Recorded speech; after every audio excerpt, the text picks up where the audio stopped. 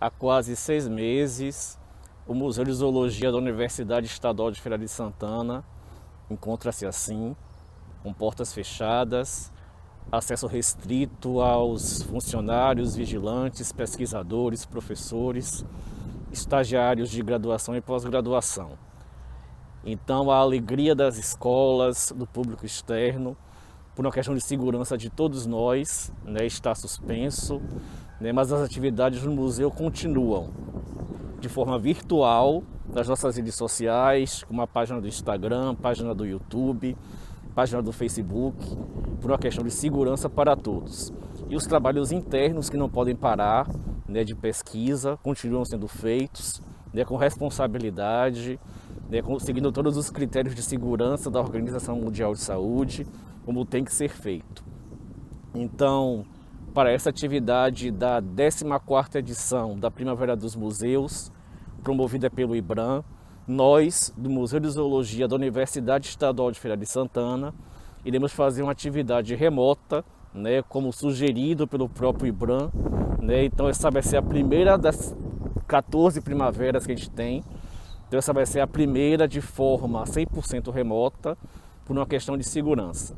E nessa atividade a gente vai conhecer um pouquinho de como a gente trabalha com os invertebrados aquáticos, com os invertebrados marinhos, para a montagem das exposições museais, que vocês como visitantes têm a oportunidade de ver presencialmente quando possível, e aqui nesta atividade vão ver virtualmente como funcionam os bastidores para a coleta, fixação, preservação e montagem das coleções, tanto científicas quanto didáticas. Então agora eu convido a todas e a todos para um passeio virtual pelo nosso Museu de Zoologia da UFES. Então aqui no nosso espaço de exposição ao público, anteriormente repleto de crianças, jovens, adolescentes, professores, estamos agora apenas com sons internos, dos serviços que não podem parar. E aqui um pouco da nossa coleção pública, dos invertebrados marinhos, um pouco dos equinodermos, dos ofiuroides, que é o grupo que eu trabalho taxonomicamente, equinoides, moluscos. Matando a saudade aqui da nossa linha do tempo, com todos os grupos taxonômicos, de vertebrados e invertebrados. Essas pegadas que antes estavam repletas de crianças, sons, alegria, hoje dá espaço a um silêncio e a uma ausência física necessária para a segurança de todos nós.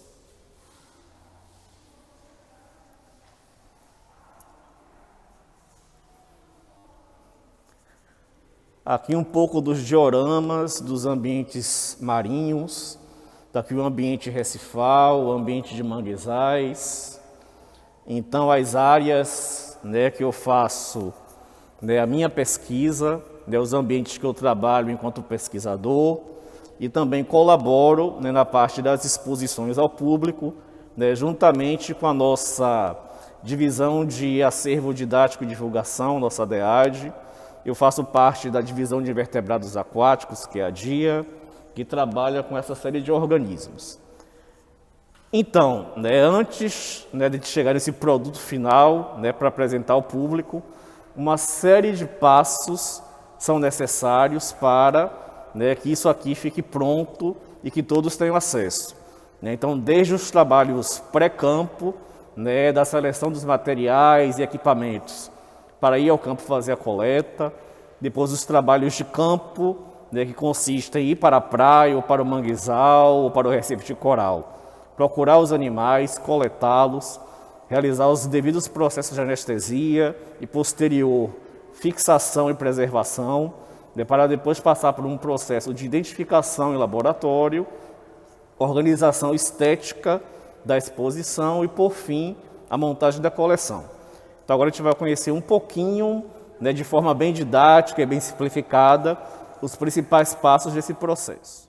Bom, gente, a primeira coisa que a gente tem de fazer antes de ir para o campo é preparar todos os materiais e equipamentos necessários para a busca dos animais. Então, dentre eles, a gente tem aqui as folhas de papel vegetal, que vão ser importantes para fazer a etiquetagem, tanto a etiquetagem preliminar, que é feita em campo, no momento que a gente coleta os organismos, né, para colocar as informações básicas como local, data, nome do coletor.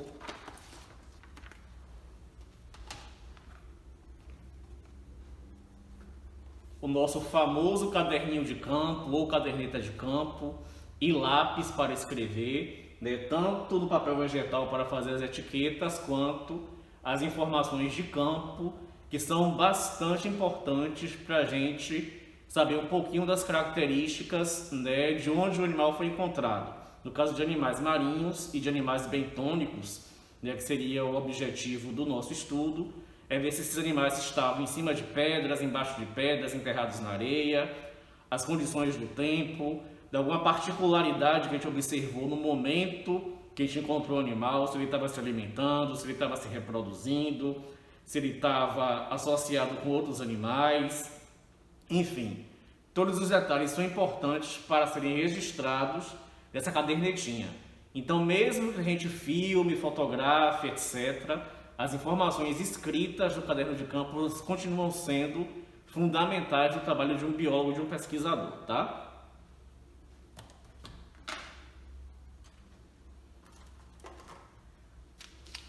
Anestésicos. Então, tanto o cloreto de magnésio, que é bastante utilizado para se anestesiar invertebrados marinhos, ou então cristais de mentol. Na ausência de cristais de mentol e também de não ter o cloreto de magnésio, então a gente pode utilizar essas balinhas de menta extra fortes, né, que elas também são à base de mentol, tá? E a gente já testou, né, não só aqui no meu laboratório, mas em outros também, né? Então elas funcionam muito bem para anestesia de uma gama de invertebrados marinhos. E potinhos de plástico com tampa, né? Então é importante que esses potes eles tenham tamanhos variados e com boca larga, né? Porque tem alguns animais que eles possuem, né, um diâmetro grande. Então alguns laboratórios utilizam, né, sacos plásticos. Então, dependendo do tipo de organismo que a gente for coletar, saco plástico está válido também, tá? Mas, por exemplo, se a gente for trabalhar com o ouriço do mar, ou então com alguma outra espécie que tenha espinhos, né, que seja pontiaguda, ou espécies que tenham dentes afiados, né, que possam morder o saco plástico, perfurar o saco plástico, aí complica, né? Então as vasilhas de plástico para campo elas são muito boas. E por que não levar vasilhas de vidro? Né? Por questões óbvias, que elas podem, né, quebrar e aí danificar, né, além de estar poluindo o ambiente, você arriscar se tentar se cortando, então seria mais complicado, né? Então vasilhas de plástico com, né, tamanhos diferenciados e boca larga, né, são perfeitas para os trabalhos de campo.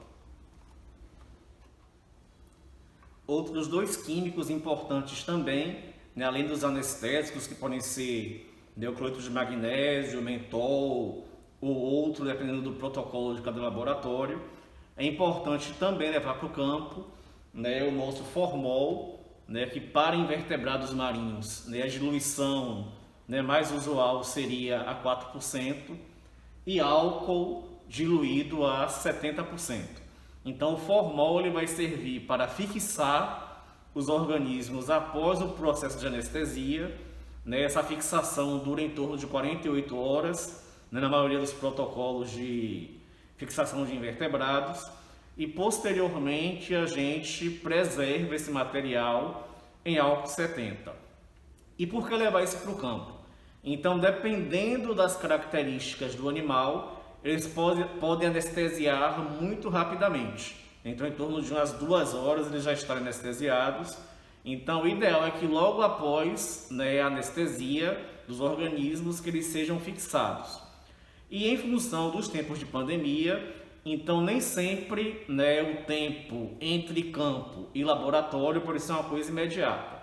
Então, às vezes, a gente tem que utilizar bases de campo, né, que são fora do laboratório, né, e em função disso é importante também que a gente já leve o álcool 70 para, caso a gente retorne ao laboratório, né, só depois de 48 horas. Então o ideal é que esses organismos eles passem na base de campo pelo processo de fixação em formol e depois a preservação em álcool 70. Então, munidos, né, dos equipamentos e das substâncias químicas importantes para o trabalho de campo, então agora a gente vai se direcionar, né, ao campo para realizar a busca dos animais, né, e os demais processos que são responsáveis, né, pela fixação dos organismos para posteriormente a gente estar mostrando isso nas exposições museológicas, né, se for um material para exposições didáticas, ou então guardar este material para pesquisa, se o objetivo for coletá-los com a ideia de introduzi-los nas coleções científicas dos departamentos, divisões e coleções científicas, ok? Então agora vamos ao campo.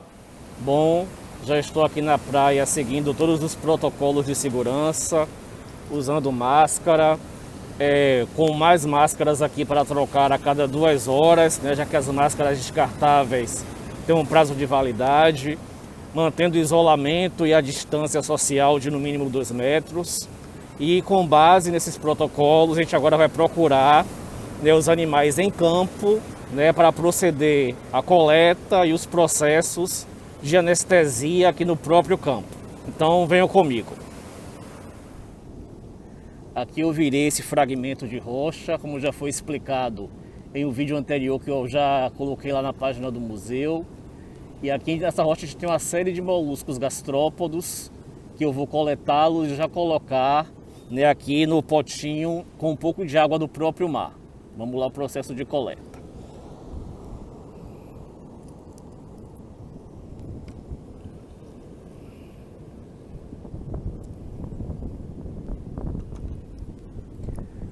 Sempre a gente tem o cuidado de não colocar muitos animais em um pote só e não misturar espécies, principalmente se tiver alguma espécie que for predadora ou carnívora, porque ela pode comer, né, outra espécie que talvez seja, né, um dos seus alimentos. Então a gente tem que ter essas preocupações para não perder os animais durante a coleta, ok?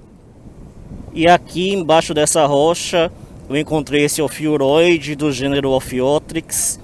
Existem algumas espécies aqui nas praias de Salvador, né? Inclusive uma espécie nova foi descrita pelo nosso colega Alisson da UFBA. Então é um ofiuroide bastante frágil, né? E esse aqui ele tem que passar por um processo de anestesia bem cuidadoso para que os braços não se destaquem do disco central, que é uma estratégia que essa espécie tem para se proteger dos predadores.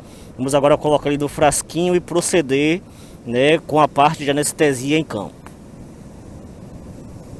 E já aqui no próprio campo, onde já pode começar o procedimento da anestesia. Então eu poderia fazer tanto com as pastilhazinhas, né, de mentol, né, que a gente conhece popularmente aí com vários nomes comerciais, como eu mostrei lá no laboratório, e também utilizando cloreto de magnésio em pó. Então aqui a colherzinha medidora vem no próprio frasquinho, né, do cloreto. Então a gente pega aqui, né, não precisa ser muito não, né, que o processo de anestesia a gente tem que colocar os sais aos poucos até perceber o processo de anestesia dos animais, certo? Então coletando aqui, então para mostrar a vocês como é que a gente faz. Aí é só diluir diretamente o cloreto na própria água do mar. Então bota aqui, dá uma mexidinha, tampa e vamos observando para ver se os animais eles relaxam, né, no próprio campo. Então esse tempo de anestesia vai variar muito de espécie para espécie e também dentro de uma mesma espécie. Então a gente pode ter indivíduos com condições fisiológicas variáveis, então alguns anestesiam mais rápido, outros demoram um pouquinho mais para anestesiar. Então a gente tem que estar tendo esse cuidado, né? E à medida que a gente for vendo que o animal já está anestesiado, então a gente aí vai passar ele, né, para a substância fixadora, que é o formol a 4%, e depois de 48 horas passar o animal para a substância preservadora, que é o álcool 70, ou então preservá-lo a seco, dependendo dos objetivos de como a gente quer expor esses animais, né, nas coleções e nas exposições. Outra coisa importante também de a gente fazer, como eu comentei lá no laboratório, é fazer todas as anotações de campo, né, que são pertinentes ao nosso trabalho de coleta. Então, desde as condições meteorológicas, então o tempo está aqui parcialmente nublado, né, o nível horário da maré, as características do ambiente, né, se tem poças de maré, se a água está tranquila, se a água está agitada, se o animal foi encontrado embaixo de rochas, sobre rochas, aderidos às rochas ou então errantes. Então todas essas informações são importantes para que a gente tenha um histórico, né, do animal que a gente está coletando. Então aqui eu vou anotar, né, todos os dados que são relevantes, né, para o nosso diário de campo. Então, iniciando pela data, então a gente já tem aqui marcado, né, 16 de setembro, que é uma terça-feira. Então, 16/9/2020. Nome do coletor, então quem fez o trabalho de campo. Então, coletor Walter Cerqueira.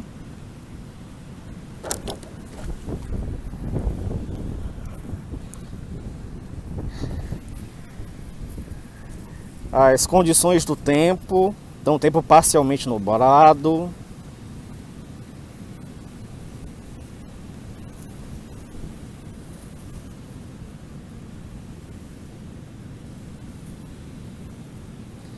Aí os animais que eu coletei até agora, então a gente tem gastrópodos, sob rocha, estavam embaixo de rocha.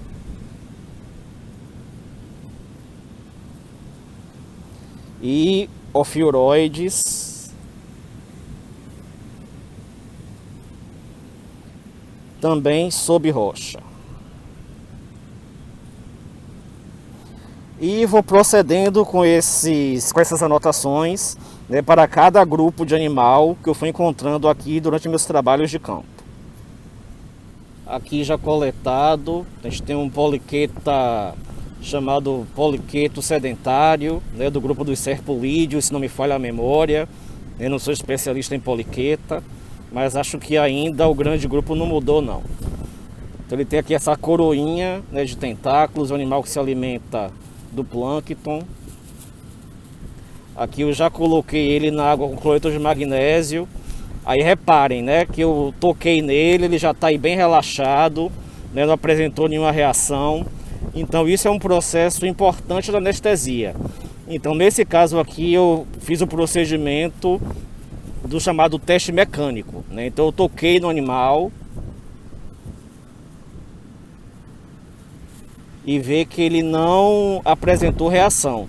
Então isso é um dos indicativos de que ele já está anestesiado. Mas mesmo assim, né, quando eu chegar na nossa base de campo, né, que é a minha residência, então eu vou fazer o chamado teste químico, que consiste em gotejar álcool ou formol no animal para ver se ele vai reagir ou não ao estímulo químico.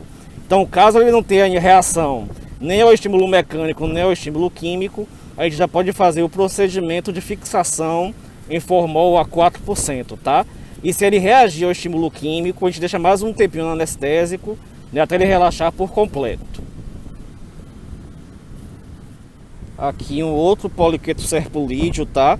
Então reparem que ele fica escondido aqui dentro desse tubo que ele secreta, né, que seria também chamado de poliqueto tubícola, né, em função disso, né, um dos nomes populares que a gente pode atribuir a esse animal. Aí eu vou tirar ele aí da capinha para vocês verem, né, como é o corpo do animal, né, fora do tubo. Vem aqui devagarzinho. Vou pegar por cá, fica melhor.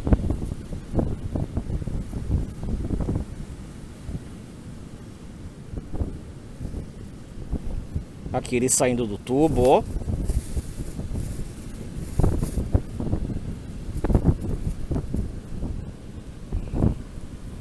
para dar um foco melhor.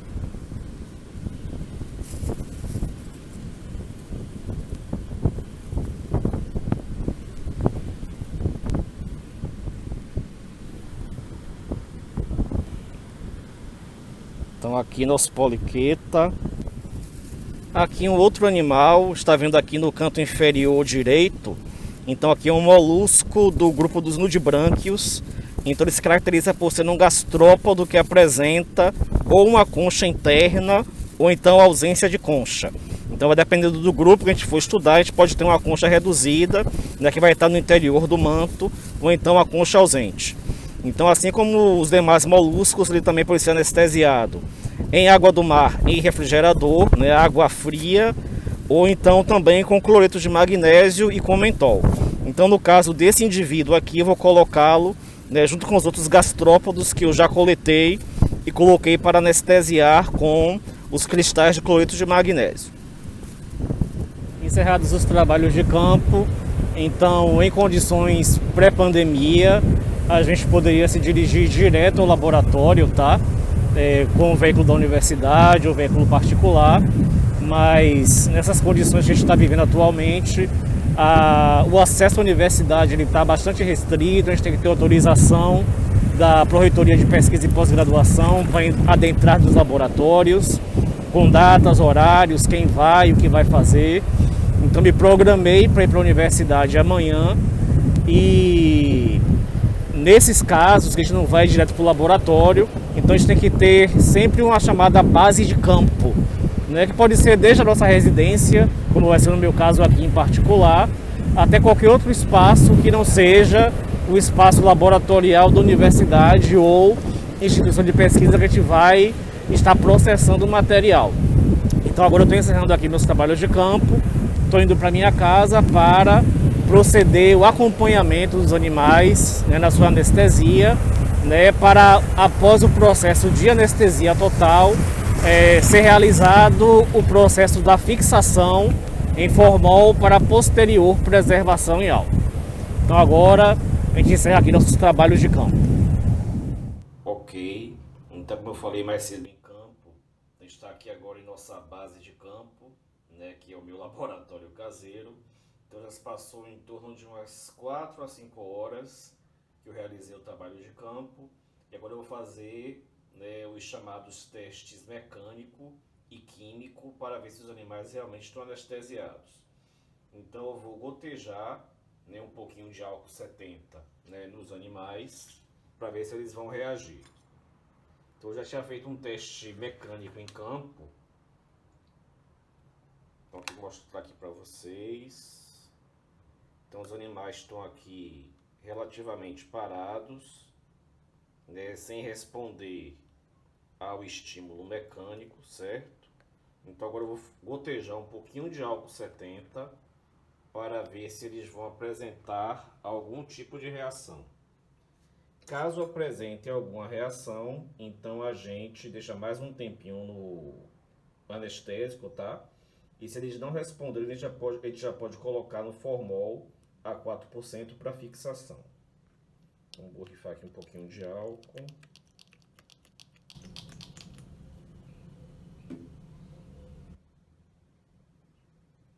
Então observem que tanto o ofiuroide quanto os poliquetos, eles já não responderam, né, nem ao estímulo químico e também não estão respondendo aqui ao estímulo mecânico. Então, nesse momento, a gente já pode fazer o processo da fixação do material com o formol. Então, esse formol aqui, ele está no frasco, né, de 37%, mas ele já foi diluído em laboratório e está aí numa solução de formol a 4%. Então, a gente aí faz o seguinte, aí descarta aqui esse excesso de água com anestésico, com cuidado para os animais não irem ralo abaixo, tá? Ok, aqui tá bom. Certinho. Agora a gente pega o frasco do formol. Vamos abrir e colocar o formol aqui nos animais. Aqui a gente coloca uma quantidade que dê para cobrir os indivíduos, não precisa ser muito, tá? Então aqui tá bom.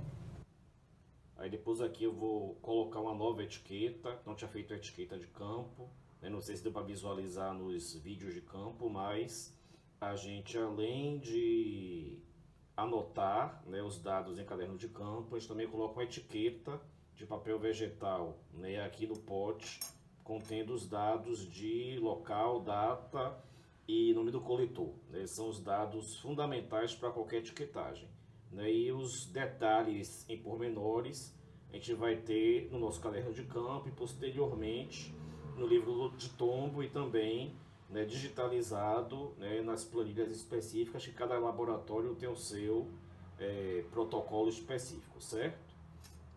Vamos agora ver aqui os moluscos. Então o ofiuroide estava ok, mas aqui tem alguns moluscos aqui ainda aderidos aqui à superfície. Então reparem que no teste mecânico, então aqui dá pra gente ver as antenas aqui do gastrópodo se mexendo, tá? Então, como comentei com vocês, cada espécie vai ter um tipo de resposta ao anestésico. Então, algumas anestesiam mais rápido, outras demoram mais um pouquinho. Então, nesse caso aqui, eu vou acrescentar um pouco mais de cloreto de magnésio e vou deixar aí até os animais não responderem mais a estímulo mecânico, a estímulo químico. E aí, quando eles estiverem totalmente anestesiados, eu vou fazer o mesmo procedimento. Então, retirar a água do mar com anestésico, colocar o formol e deixar durante 48 horas fixando. Aí vocês poderiam perguntar: ah, Walter, mas por que essa necessidade de formol e álcool, né? Não poderia colocar no álcool direto? Então, na verdade, assim, é importante para os invertebrados aquáticos, de uma forma geral, eles passarem pelo processo da fixação em formol, porque o formol ele é um bom fixador, enquanto o álcool não é. Então, o formol ele tem a capacidade, né, de penetrar nas membranas celulares, penetrar nos tecidos e fixar o material, né, principalmente as partes mais carnosas dos organismos. Né? Por que então, Walter, não deixa no formol direto? Né? Tem que passar para o álcool. Alguns laboratórios deixam. Agora, o problema do formol é que ele não é um bom preservador. Né? Então, com o tempo, ele tem uma tendência a deixar os organismos muito enrijecidos, muito quebradiços. Então, quando a gente vai pegar para fazer algum estudo taxonômico, os animais tendem a quebrar as partes mais frágeis com mais facilidade. E preservando no álcool 70 não. Então o álcool tem essa capacidade de preservar sem estar enrijecendo as estruturas dos organismos. Então essas aí seriam as principais funções de utilizar o formol como fixador e o álcool 70 como preservador. Tá ok? Vamos deixar agora os moluscos anestesiarem mais um pouquinho.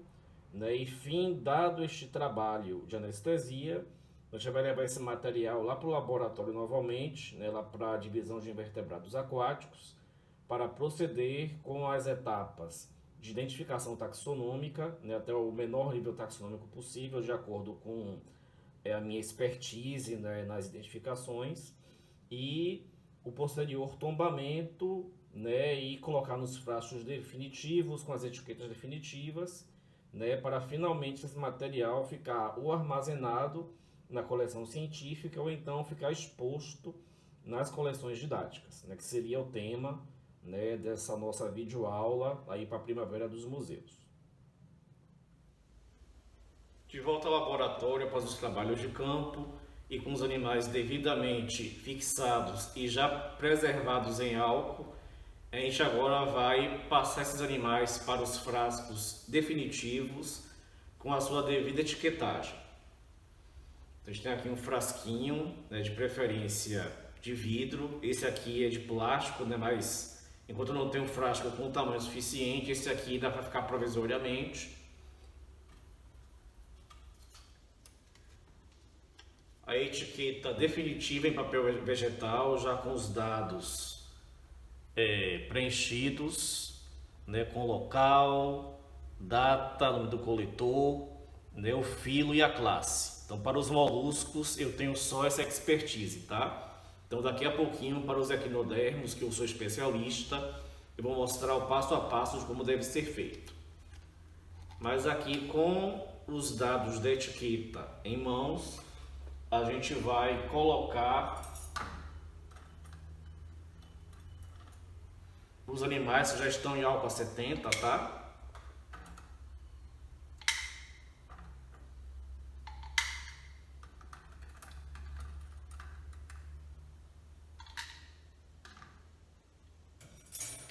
Então aqui a princípio, né, eu classifiquei só até classe gastrópoda, então a gente pode ter espécies diferentes dentro do mesmo pote.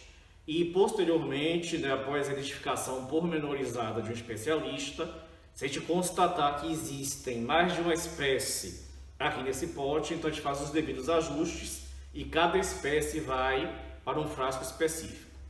Como eles já estavam em álcool 70, então a gente pode e deve, tá, aproveitar a substância química por uma questão de economia mesmo de gastos. Então a gente preenche próximo até aqui a boca, dá uma rosqueada e o material está pronto para ser colocado na coleção científica. Então, antes da gente guardar o material, a gente vai proceder ao tombamento desse material nos chamados livros de tombo ou de coleções. Vai ser aqui o nosso próximo passo. Aqui a gente tem o livro de tombo do filo Molusca, né? Então aqui na divisão de invertebrados aquáticos, né, cada filo tem um caderno de tombo específico, né, com o código básico DIA, que é divisão de invertebrados aquáticos, /MZFS, que é Museu de Zoologia. Então, MO para moluscos, CR para crustáceo, EQ para equinodermos. Então, cada filo tem um código específico e um caderno de tombo específico. Então, aqui a gente tem o código, os números devidamente números de tombo, alguns detalhes. Então, reparem que o que a gente não tem de informação fica em branco e o que tem para complementar, que no livro de tombo a gente vai complementando.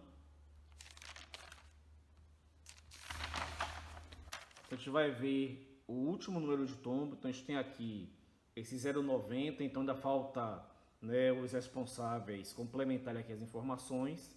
Então a gente vai dar um código de 0,91 para tombar o material que foi coletado em Itapuã e preencher aqui com os dados respectivos. Para o ofiuroide, que eu sou especialista no grupo, então a gente vai seguir os passos um pouco além do que foi feito para os moluscos, tá? Então eu tenho a bibliografia atualizada em relação ao gênero que a gente vai identificar, material óptico que é o suficiente, e aí com base nas características de morfologia externa, que são as mais utilizadas, né, para identificação de ofiuroides. Então existem, né, algumas características que são necessários, né, alguns tratamentos mais delicados, como a microscopia de varredura, mas as principais características de papilas, espinhos, características dos braços e do disco, a gente consegue ver com um microscópio estereoscópico como esse, né, com tranquilidade, e tem como identificar, né, as espécies de acordo com a bibliografia especializada para o grupo, ok? Então aqui sob lupa a gente vai estar observando, né, uma série de caracteres de morfologia externa, né, que o exemplar apresenta, e com base, né, nessas características e no que consta na bibliografia especializada, a gente tem condições de chegar até a espécie. E para aqueles grupos que a gente não é especialista, então dentro de Equinodermata, por exemplo, eu sou especialista em ofiuroide. Então eu identifico ouriços, identifico estrela, um pouquinhozinho de holotúria, mas o ideal é que a gente sempre entre em contato com a nossa rede, né, de especialistas, para que um especialista faça a identificação de forma correta. Então, por exemplo, holotúria, eu consulto a especialista, que é a doutora Luciana Martins, da USP. Né, para ouriços, a gente tem a doutora Camila Souto, lá da Smithsonian, tem a doutora Cíntia Manso, aqui da Federal de Sergipe. Enfim, então a gente vai buscando as pessoas que realmente conhecem, né, o grupo que trabalha, tem domínio sobre as características morfológicas, sobre os procedimentos que tem que seguir para identificar as espécies. Então o trabalho sério se faz assim, tá, gente? Então esse negócio de estar identificando o bicho por fotografia é coisa de amador. Então vai fazer a identificação correta, com seriedade, tem que seguir todos os protocolos de metodologia científica, né, para a taxonomia, ok? Então, feitas as devidas identificações e tombamentos, então o material ele vai ser depositado, né, em nosso acervo científico, em via úmida, em álcool 70, quando for esse o caso. Né? Quando for em via seca, a gente normalmente retira do formol a 4%, deixa secar em temperatura ambiente, daí preserva esse animal em um ambiente com pouca umidade, ou então contendo algum tipo de substância que retire a umidade para que o animal não fique mofado, tá? Então, em alguns casos se utiliza naftaleno, outras substâncias, aí depende do protocolo de cada laboratório. Então aqui seria, né, um material guardado em coleção científica, e quando esse material ele é transferido, né, para coleções didáticas ou então exposição ao público, ele faz parte de uma outra coleção, né, que está vinculada à nossa divisão parceira, que é a DEAD, que é a Divisão de Acervo Didático e Educação aqui da UF. O material ligado à exposição ao público é de responsabilidade da Divisão de Educação, Acervo Didático e Divulgação, né, cuja curadoria é atualmente feita pela nossa museóloga Osana Castro, né, e foi inicialmente concebida pela nossa colega, professora aposentada, doutora Celeste Maria Costa Valverde. Então todo o material, né, ele vai ser aqui caracterizado, pensado em como ele vai ser colocado de forma estética na coleção aberta ao público, para posteriormente a gente ter isso aqui. Então a nossa coleção, que a gente viu no início do nosso vídeo, então todo esse material, a gente tem réplicas de alguns organismos, tá? Então material feito em resina, mas também a gente tem alguns animais vivos, né? Principalmente alguns grupos de invertebrados. Temos animais taxidermizados, então ali peixes, aves, mamíferos. E esse é o nosso museu. Então, para a gente chegar nessa etapa final, então reparem, né, o quanto a gente tem de bastidores, né, para fazer sempre o melhor para o nosso público, né, e para todos vocês.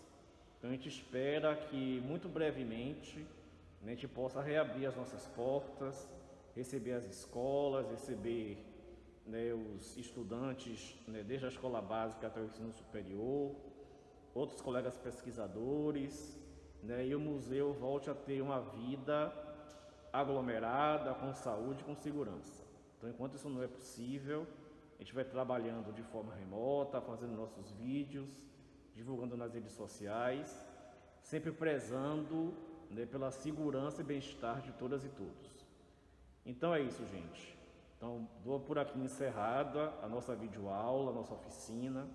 Desde já agradeço a todas e a todos que assistiram, né? Espero que tenha sanado um pouquinho algumas curiosidades e algumas dúvidas que vocês têm em relação à montagem de coleções, e até a próxima, né? Espero que a próxima seja um presencial, já com vacina, para que a gente possa se abraçar mais uma vez de forma física. Por enquanto, vai aqui o meu abraço e meu beijo virtual. Obrigado a todos e até breve.